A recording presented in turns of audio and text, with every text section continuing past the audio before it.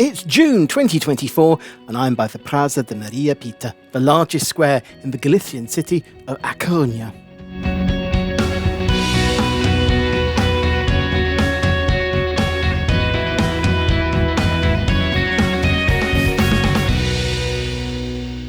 Located on a promontory in the Golfo of Tabro, the oldest part of the city of Coruña is built on the site of an ancient Celtic hill fort that was inhabited from the 3rd century BCE to the 2nd century, overlapping with the arrival of the Romans in the 2nd and 1st centuries BCE, and with Julius Caesar staying in the city in the year 62 BCE.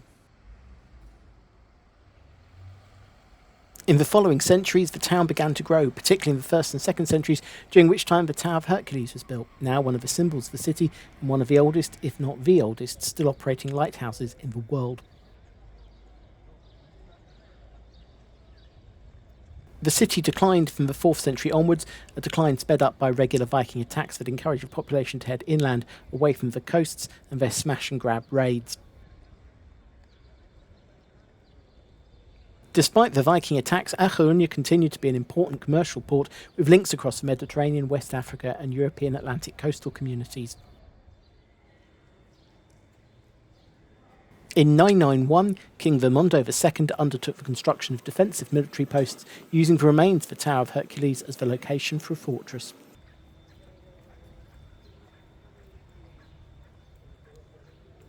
On the 1st of June 1208, the town was refounded by Alfonso VIII as a port under the direct control of the crown, with the privilege of unloading and selling salt without having to pay tax on it. And with that, Coruña started to develop rapidly, both as a commercial and fishing harbour, with the town quickly spreading across the whole of the peninsula. In 1446, the town is upgraded to a city.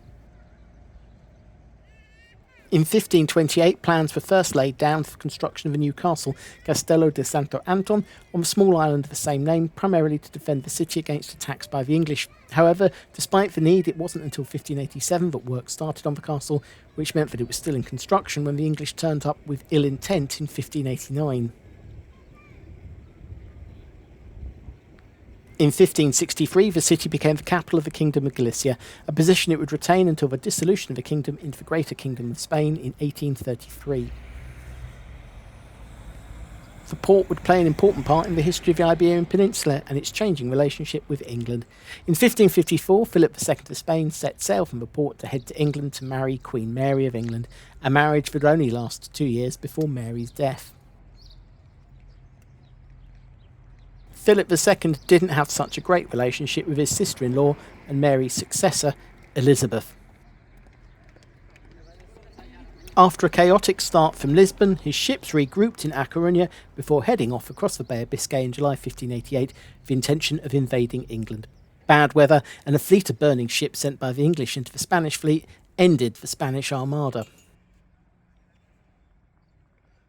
In retaliation, an English armada set off, initially with the plan of destroying what was left of the Spanish fleet in the harbour at Santander, but for unknown reasons, officially the wind, but given his privateer background, looting can't be ruled out, Francis Drake decided instead to attack Coruña in a battle and siege that lasted from the 4th to the 18th of May, 1589. The British Armada was as big, if not bigger, failure than the Spanish Armada of the previous year, which is why it's conveniently not taught at all in English schools. The still under construction castle had helped to defend the city during the English attacks, and in 1519 King Philip II ordered that the works on the castle be completed rapidly, with most work finished within the year, in part by recycling stones from the old city walls. Having slowly decayed over a previous millennium, the first major restoration of the Tower of Hercules was undertaken in 1682. In 1764, the Royal Maritime Mail Service to America was installed in the city, helping secure the port's status as a major commercial hub. During the War of Spanish Independence against Napoleon, the city was the only significant Galician city which managed to resist the French. The Spanish constitution, that was adopted after its return to democracy in 1978, set up the autonomous community structure of the country that exists today, with Galician recognised as a co-official language alongside Castilian, as well as recognition of its flag, coat of arms and anthem. Unfortunately for Coruña, at the same time the position of capital of Galicia was returned to the historical capital of Santiago de Compostela, a move that caused one of the largest protests in the history of the city. Since the 1980s, the city's economy has focused on both port and services, including creation of several important museums. Today, the city is at the heart of the richest region of Galicia and the economic engine of a whole autonomous commune. A Coruña port handles 75% of all Galician traffic. In 1975, Amancio Ortega and José Lamera set up a fast fashion shop in A Coruña. Originally called Zorba, it was quickly renamed as there was a bar 2 blocks away of the same name, and with that, Zara was born. Today, the parent company, Inditex, is the largest fast fashion group in the world and still based close to the city. The port also helps in the delivery of a significant number of tourists into the city each year, with around 60 cruise ships a year making a port call in A Coruña. Tourists and locals alike flock to the city's main beaches, Riazor and Orzan, which provide for a wide sweep of golden sand down the western and southern facing flanks of the promontory.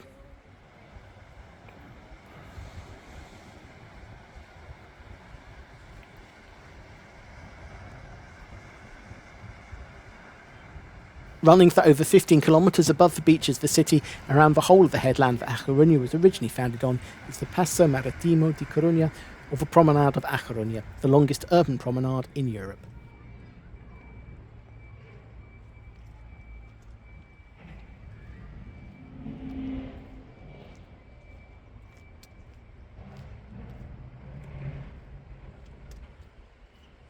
I didn't fancy a 15-kilometre walk, so instead focused on the last 5 kilometres or so of the path that starts high above the Praia de Orzan at the surface fountain and continues round that historic headland towards the port, taking in several of the key sites of the city, including the Aquarium, Tower of Hercules and the castle.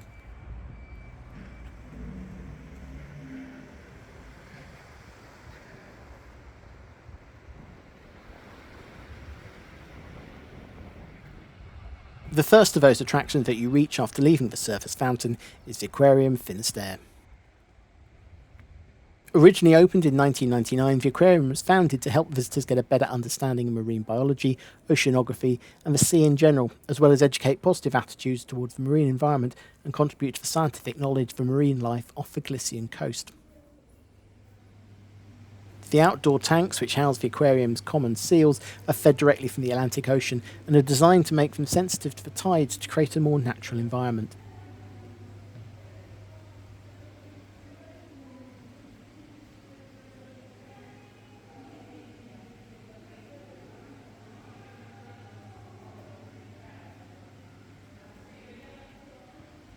From the indoor viewing gallery you can look out over the Atlantic as it relentlessly pounds at the coast.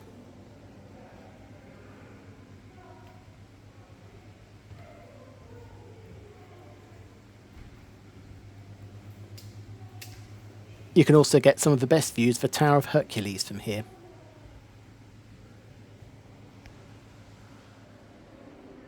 The large Sala Magnum houses the bulk of the exhibition, including hands-on displays such as topographical maps of the seafloor off the coast of Galicia and how waves build as they approach the shore. There are also tanks housing jellyfish and seahorses, as well as a touching pool.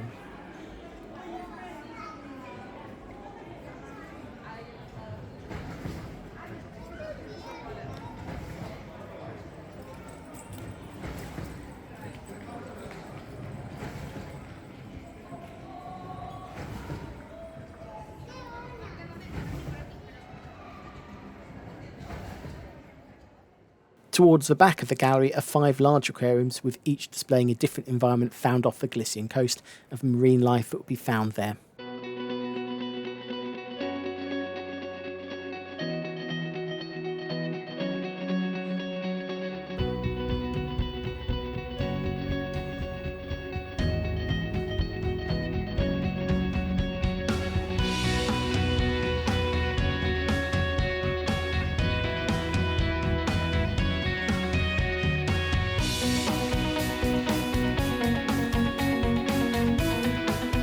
Some of it on the less cute side.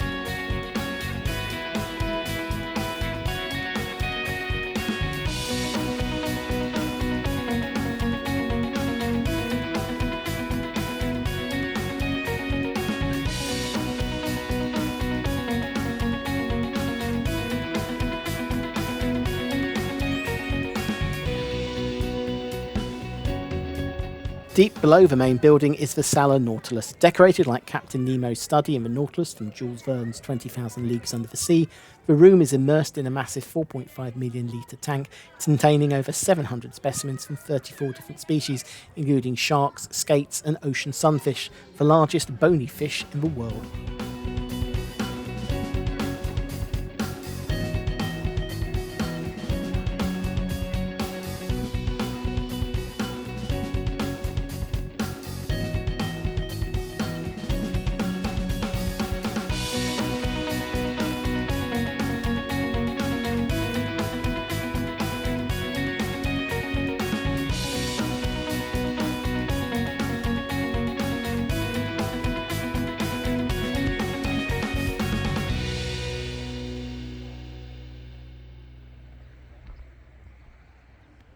Just around the headland from the aquarium is the Tower of Hercules, the oldest known Roman lighthouse, but is still in operation. The external facing of the tower dates to the latter part of the 18th century when the lighthouse was restored to protect the inner Roman core from further deterioration with a new outer wall created. The restoration work has been praised by UNESCO as a restoration in an exemplary manner which has protected the central core of the original Roman monument whilst restoring its technical function. Perhaps one of the first examples of the considered restoration a good 100 years before the concept of heritage sites really took off.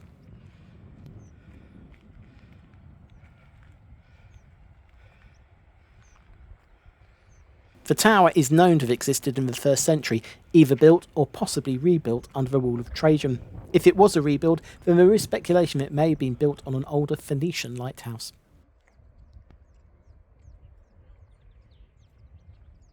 The Roman lighthouse was based on the original plans for the Lighthouse of Alexandria and would have been wider and shorter than the current structure, as the surviving core would have been surrounded by a spiral ramp to access the lantern at the top. The outline of that original ramp is depicted on the external reconstructed walls. During the Middle Ages, the tower lost its maritime function and instead was incorporated into a fortification, but then fell into ruin in disputes between the local count and the archbishop over whose property it was. During this time, the original outer wall and spiral ramp would have been lost. The loss of the walls was clearly an issue as the council issued a regulation against using the stones of the tower for other buildings in 1553. In 1682, the Captain General of Galicia commissioned a partial restoration of what by then had become known as Castelo Velho. The works included the construction of a wooden staircase that crossed the vaults at the top of the tower, where 2 small towers were added to support lanterns. The works were paid for by the consuls of England, Flanders and the Netherlands in exchange for the concession of a collection of taxes on ships coming into the port. The lanterns reportedly never worked particularly well, and a lightning strike in 1769 destroyed them once and for all.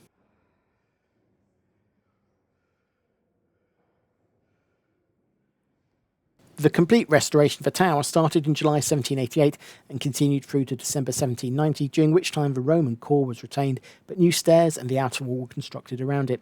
There was also an additional floor added to the top to house the new lantern.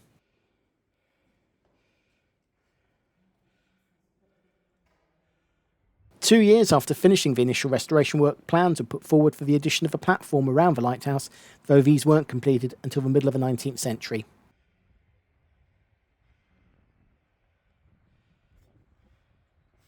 Since then, the only changes to the structure has been replacement of the lantern with a rotating lantern to comply with modern lighthouse standards.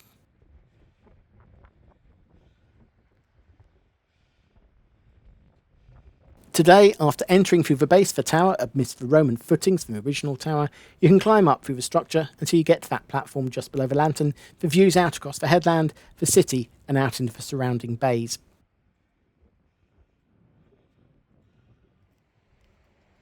Just beyond the tower on the next headland is the Punta Herminia, from where you have excellent views back over to the tower and the rugged coastline of this part of the city, proving quite how important it's been to have a lighthouse at this point for 2 millennia.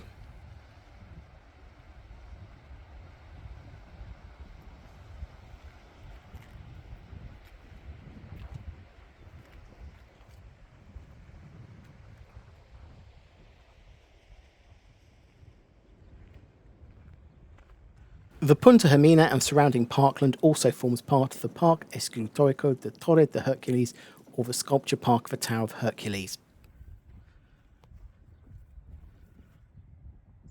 The sculpture park today houses 17 sculptures, as well as the Moorish cemetery and original petroglyphs. Perhaps the most obvious of the sculptures is the large menhirs by Manola Paz that resemble an ancient standing stone structure on the headland, though with small viewing windows cut through each rock. All the way around the headland and you reach the end of the Paseo Marítimo de Coruña at the Castelo de Santo Antón. The castle was built as part of a strategic network of castles and batteries for the defence of the city. Prior to the construction of the castle, the small island had been home to a chapel dedicated to St. Antón, which for a long time had been used as a quarantine station for mariners. During a visit to Coruña by King Charles V in April 1520, the city council made him aware of the pressing need to have good defences against the piratical attacks of ships from England on the port. In 1528, the island of Santo Antón was chosen as the place for construction of a fortress, but no work was undertaken.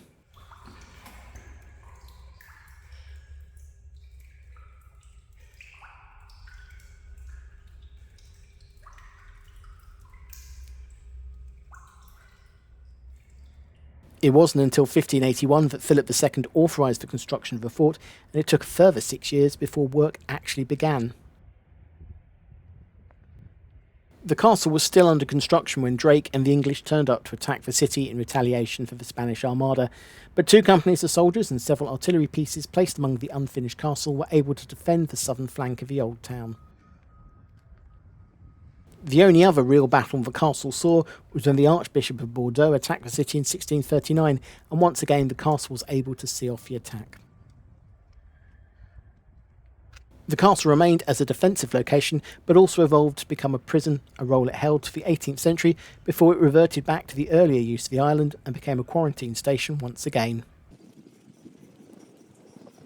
Alterations were made to the castle in 1777 to install the Corps of Engineers of the Army, at which point a low battery, chapel and governor's house were built. At the same time, the battlements were raised, as by then ships for time were higher than the castle itself, leaving it exposed. The castle remained under the control of the army until 1960, when the Ministry of Defence handed the structure over to the Council of Coruña to house a museum, which opened in 1964.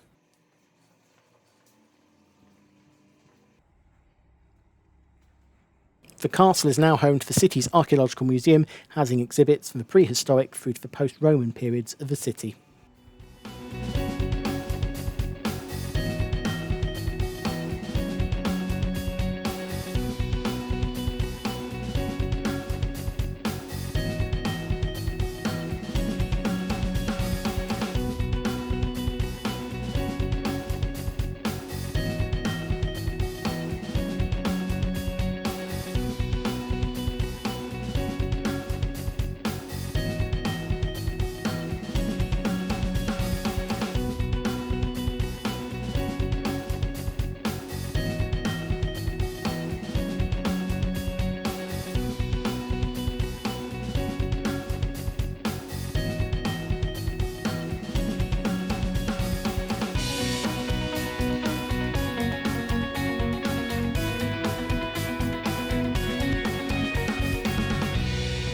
The city is home to many museums and galleries, but with the time I had in the city, there was only time to take one more in, and only then because it was right next to my hotel and was free to visit on a Sunday morning. So I was able to pop into the Museo de Belas de Coruña in a short window between breakfast and needing to catch the bus back to the airport.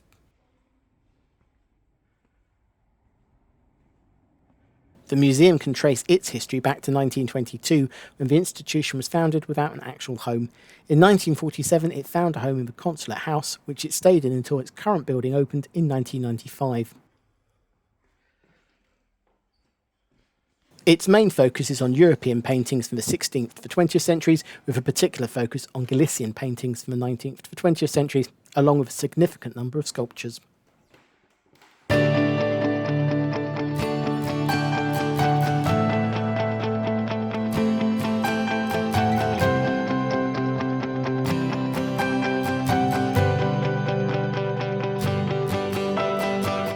Coruña San Cristovo station is located about 2 kilometres south of the city centre and has connections across northern Spain, as well as a handful of high-speed trains direct to Madrid in around 4 hours and an overnight train to Barcelona in 14 hours.